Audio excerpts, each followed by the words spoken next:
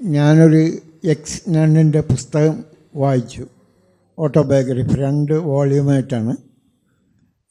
വളരെ ഒരു millionaire X none, you can say Karan Armstrong. അപ്പോൾ അവർ ഫേസ് ചെയ്ത 2 പ്രോബ്ലംസ്. ഞങ്ങളൊക്കെ ജീവിക്കുന്ന മുണ്ടൈൻ വേൾഡിലാണ്. അവിടെ ഫൈനാൻസ് ഞങ്ങൾ തന്നെ മാനേജ് ചെയ്യണം. How did you cope up with finance when you come out of the convent? Number 1. Number 2, let me ask you. കരം Armstrong ഞാൻ ഓസ്ട്രേലിയയിൽ നിന്ന് വായിച്ചു, ഹിസ്റ്ററി ഓഫ് ഗാഡ്. അപ്പം ഏറ്റവും ബുദ്ധിമുട്ടുള്ള കാര്യം ഫൈനാൻസാണ്. വെൻ യു റിട്ടേൺ, ഒരു നൺ തിരിച്ചു പോരുമ്പോൾ കാനൻ ലോയിൽ എഴുതിയിരിക്കുന്നത് ഹ്യൂമൻ ബെനവലൻസ് കാണിച്ച് അവർക്ക് എന്തെങ്കിലും ഭിക്ഷ കൊടുക്കണമെന്നാണ്. പക്ഷേ I was not given anything. അന്ന് എനിക്ക് ചോദിക്കാനുള്ള അറിവോ പേടിയും കൂടെ ആയിരുന്നു. ടുഡേ സിവിയറൻസ് പേ കൊടുക്കണമെന്നുള്ള ഒരു കുറച്ചൊക്കെ ഉണ്ട്. കുറച്ച് പേര് ലക്ഷങ്ങൾ വാങ്ങിയെടുക്കാറുണ്ട് ത്രൂ സമരമൊക്കെ ചെയ്ത്. Otherwise canon law says there is no reason why you can claim anything എന്നാണ്. അതുകൊണ്ട് എനിക്ക് ഒന്നും നൽകപ്പെട്ടിരുന്നില്ല. All my struggles are here. That's the first difficulty. 2 years I was almost starving, no home, no money. Then luckily I got a job in Oman and അങ്ങനെയാണ് ഞാൻ ജീവിച്ചത്. One more question. Armstrong faced a special problem she could not sort out even now.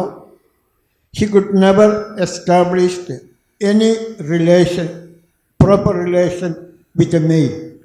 Even now, she lives alone. Of course, she is a millionaire author. Goes on talking in BBC about God and all those things. She has an autobiography in 2 volumes. Probably that will help you. My question is, how you cope up with a male?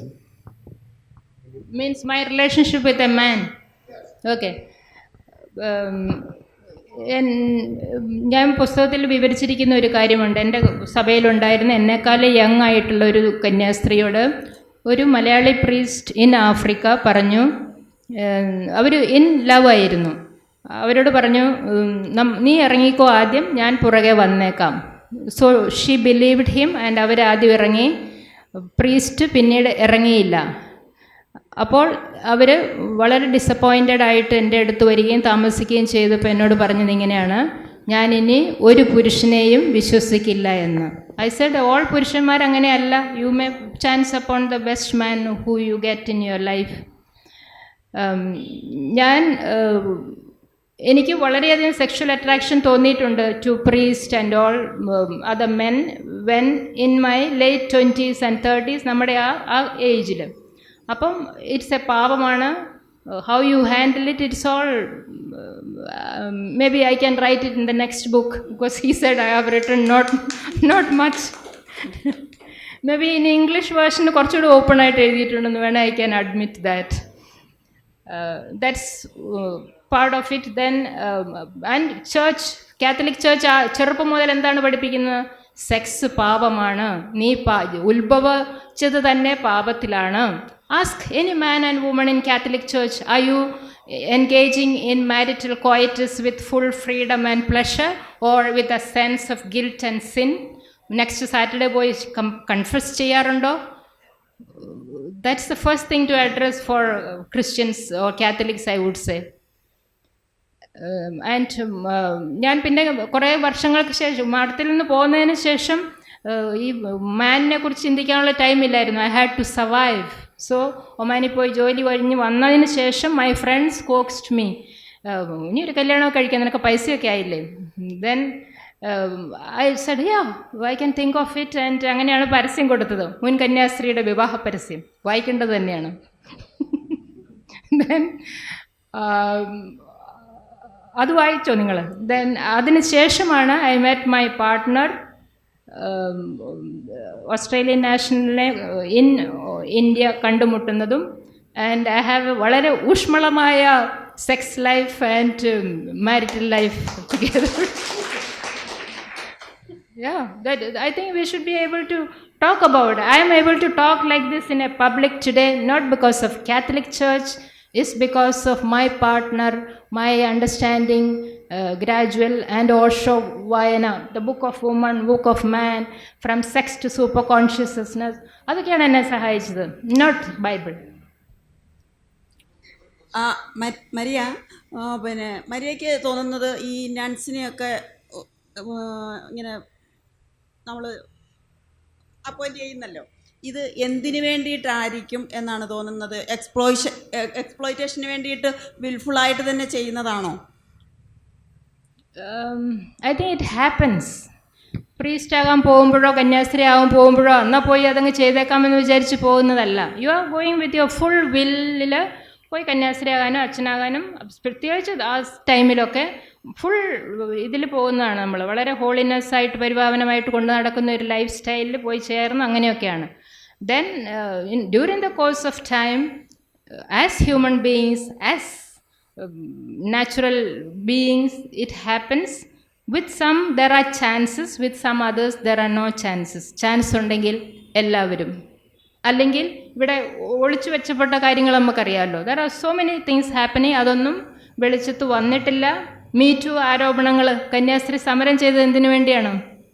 Me too കന്യാസ്ത്രീ. So very few will come out with such accusations.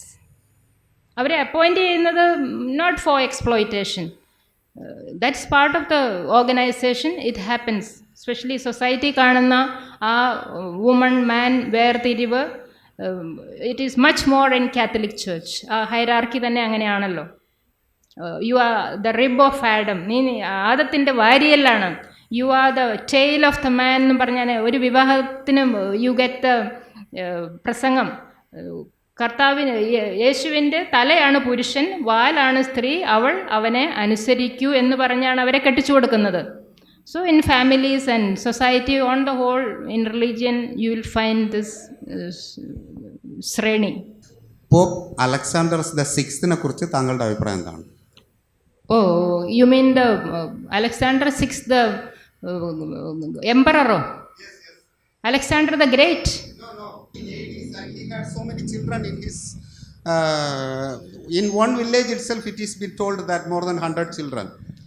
Alexander was he a Catholic? I am not aware of it. Can you explain? I am not aware of it. Because എനിക്ക് പോപ്പുമാരെ ഒക്കെ അറിയത്തുള്ളൂ. അദ്ദേഹത്തിന് ഒരുപാട് relationship ഉണ്ടായിരുന്നു. അതിൽ ഒരു ഗ്രാമത്തിൽ നിന്ന് തന്നെ 100-ൽ കൂടുതൽ കുഞ്ഞുങ്ങൾ ഉണ്ടായിരുന്നു എന്നാണ് ചരിത്രപരമായിട്ടുള്ളത്. അങ്ങനെയുള്ള കുറേ കാര്യങ്ങളുണ്ടല്ലോ. ചിൽഡ്രൻ ഓഫ് ദ പ്രീസ്റ്റ് എന്നും പറഞ്ഞ് ഇപ്പം വെബ്സൈറ്റൊക്കെ ഉണ്ട്. So my suggestion is that Catholic Church has to rethink about the celibacy. ഈ ദാരിദ്ര്യം, കന്യാവ്രതം എന്നുള്ള അനുസരണ എന്നീ വ്രതങ്ങളെക്കുറിച്ച് ഈ കാലഘട്ടത്തിൽ, ഈ ന്യൂ ജെൻസിയുടെ കാലഘട്ടത്തിൽ ദ ചർച്ച് റീതിങ്ക് ചെയ്യുക എന്നുള്ള ആഹ്വാനം കൂടെ ഞാൻ കൊടുത്തിട്ടുണ്ട്. ജയിലിൽ പോകാതെയും ക്രൈം കമ്മിറ്റ് ചെയ്യാതെയും have your life with dignity. ഇത് മൊത്തം ഒരു പ്രോസസ്സാണല്ലോ. ഇപ്പം നമ്മൾ നോക്കും, റിലീജിയൻ നോക്കുവാണെങ്കിൽ അതൊരു പ്രോസസ്സാണ്. ഇപ്പം നൺസിനെ എടുക്കുന്നതും ഒരു പ്രോസസ്സാണ്. ബിക്കോസ് ഇപ്പം റിലീജിയൻ്റെ കണ്ടിന്യൂറ്റിക്ക് വേണ്ടിയാണ്. അപ്പം എൻ്റെ ചോദ്യം എന്ന് പറഞ്ഞു കഴിഞ്ഞാൽ, ലൈക്ക് ഈ പ്രോസസ്സിൽ എന്താണ് മാറേണ്ടത്? ലൈക്ക് ഇപ്പം കാത്തലിക് എന്നൊരു പ്രസ്ഥാനമുണ്ട്. They have like their process in which like അവർ റിലീജിയനെ ബിൽഡ് ചെയ്യുന്നതിൻ്റെ ഒരു പ്രോസസ്സാണ്. So I mean like in your view point, ഇപ്പം നൺസിനെ അപ്പോയിൻറ്റ് ചെയ്തേക്കുന്നത് ഇറ്റ്സ് ടു ക്രിസ്ത്യാനിറ്റി ഗ്രോ ചെയ്യാൻ വേണ്ടിയാണ്. അപ്പം ഈ പ്രോസസ്സിൽ വാട്ട് യു തിങ്ക്, ലൈക്ക് ഇപ്പം ഇന്നത്തെ ഒരു സെക്ഷൽ പാർട്ട് പറയുന്നു, I mean like celibacy is meant four A reason, like അവർക്ക് ആ പ്രോസസ്സിൽ കൂടുതൽ ഫോക്കസ് ചെയ്യാൻ വേണ്ടി ആയിരിക്കാം അതിൻ്റെ. അപ്പം so what's in your opinion, like ഇപ്പം ഇപ്പോഴത്തെ ഒരു സിസ്റ്റത്തിൽ like should they have like more ഒരു സെക്ഷൽ റിലേഷൻഷിപ്പ് ഉണ്ടാവണമെന്നാണോ ഉദ്ദേശിക്കുന്നത്? അതോ ഇസ് ഇറ്റ് ലൈക്ക് എന്താണ് ഒരു നണ്ണിൻ്റെ ജീവിതത്തിൽ മാറേണ്ട ഈ കാലഘട്ടത്തിൽ? ഇപ്പോൾ ഉള്ള നൺസ് മിക്കവരും വിട്ടുപോരില്ല. അവരതിനുള്ളിൽ ശിഷ്ടകാലം ജീവിക്കും. സോ അതിലവർ സാറ്റിസ്ഫൈഡും ആയിരിക്കും. They think they are living A sublime life, what ever B the difficulties or feelings or frustrations they have. Very few ആണ് വിട്ടുപോരുന്നത്. ഈ ന്യൂ ജനറേഷനിൽ ഞാൻ 78-ൽ മടത്തിപ്പോയതിന് ശേഷം എൻ്റെ കുടുംബത്തിൽ പല തലമുറകൾ ജനിച്ചു. അതിൽ ഒരാൾ പോലും മഠത്തിൽ പോയില്ല, വിട്ടില്ല. വൈ? ദൈവം വിളി നിർത്തിയോ? ബിക്കോസ് ഇവിടെ ഡോക്കിൻസ് പറഞ്ഞതുപോലെ വിദ്യാഭ്യാസം, ഇക്കണോമിക് കണ്ടീഷൻ എല്ലാം മാറിയത് കൊണ്ട് ദൈവം വിളിയങ്ങ് നിർത്തി.